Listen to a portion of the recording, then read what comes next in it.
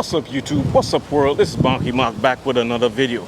Now today we're going to be doing part 2 of the recommendations video. In the first part we had our input from some of my friends from not only St. Thomas but also St. John, and guess what, the Crucians them came for me.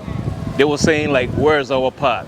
So what happened was, y'all should know that basically the way I'm doing my videos now, I'm trying to post a video on Tuesdays, and if not, probably on Fridays as well.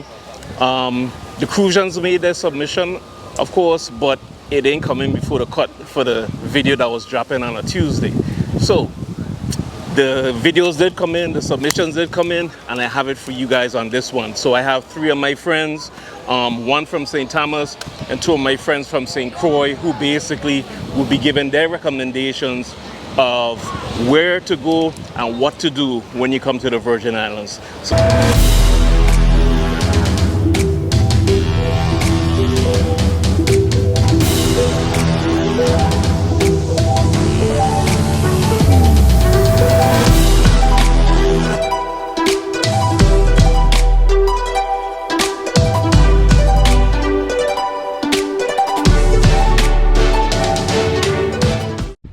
Hi, my name is Kariel Granger and I'm a content creator here on YouTube, and I'm also a digital marketing consultant, and I'm from St. Croix. Hey everyone, my name is Renee Lisa and I am a bartender server at Bolongo Bay Resort. I specialize in customer service and guest experience. I'm a full-time mommy and I also am an island enthusiast, plant enthusiast. I love being from the Virgin Islands, especially Rock City. Such a great experience to be from here. Hi, my name is Vanessa Miller. I'm from St. Croix, Fredericksted to be exact. So our history definitely makes St. Croix special, the blend of cultures, just the feeling of community, and definitely the environment. So it's so beautiful and there's so much to explore and see when you visit. What makes St. Thomas so special to me is the history, the beauty, the people especially, because without the different cultures and the people making it one, it would not be the way it is. We have people coming from all over the world just to experience our culture and our people and our views, our homes, you know, architecture. We come from a very intelligent line of, you know, people from around the world, and it all makes us one here in St. Thomas. So that's what I love about being from St. Thomas. The best part about St. Croix is the people, the culture, the history. I feel out of the 3 Virgin Islands, St. Croix really hones in on our history and the trials and tribulation that we went through to get to where we are today. And whether you're in Christiansted Town, Fredericksted Town, it's just rich with history, especially in Fredericksted. Just about every building, every monument has a meaning. There's something to learn.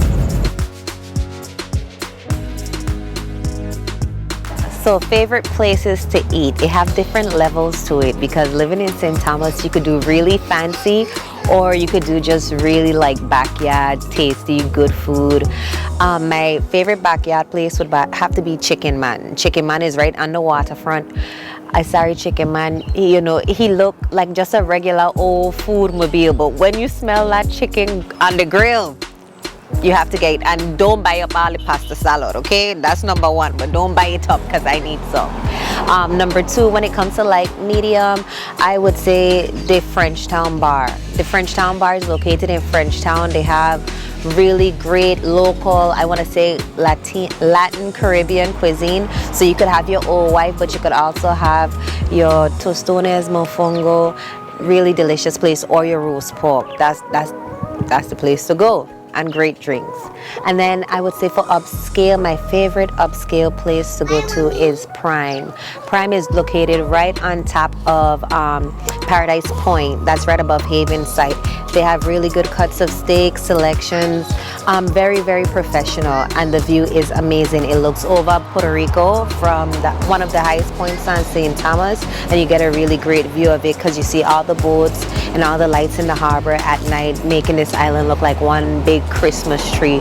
So like it's a present all year round for us at night. Okay, so I have a long list of recommendations depending on what you're trying to do, so hit me up if you need it. But when I'm really like craving some home food, I always go to Chicken Shack. It definitely makes me feel at home. I always get seasoned rice with either pork chops or the chicken. I get coleslaw, and I also get stuffing and Johnny cake. Can't forget the Johnny cake. And then besides that, I always recommend that people go to Korean's food truck in Watergut. The food there is really good, and you have to try the stuffed salmon.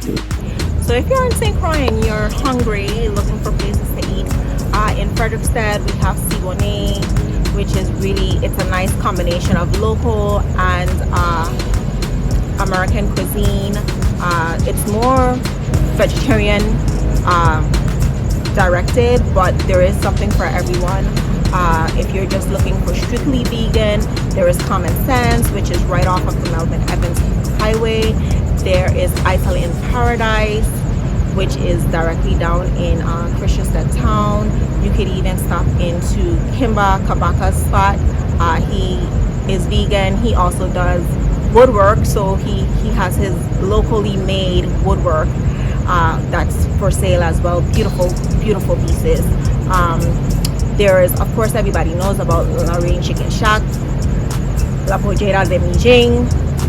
You just, if you don't ever eat from there, then you've never been to St. Croix, basically. There is Mana right at the St. Farm stoplight, and then there is Rosie's directly across the street from Charles Harwood in Christiansted. And then when you're in the heart of Christiansted town, there is, you have Hamilton's, you have Touche's, and then of course, you know, there's a lot of places along the boardwalk. The boardwalk gives you more like a yearly, I don't know, Coney Island feel, but without the rides.